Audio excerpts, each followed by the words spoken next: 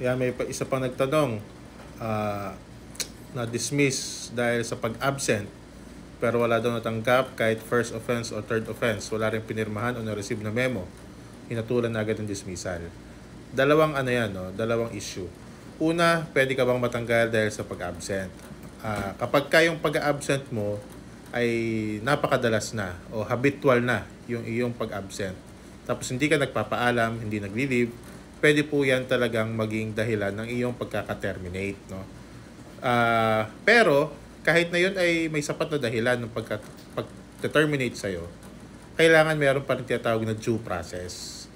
Ibig sabihin ng due process, dapat binigyan ka muna nila ng memo para at chance mag-explain kung bakit ka dapat hindi bigyan ng disciplinary action o dapat hindi ka dapat tanggalin sa trabaho.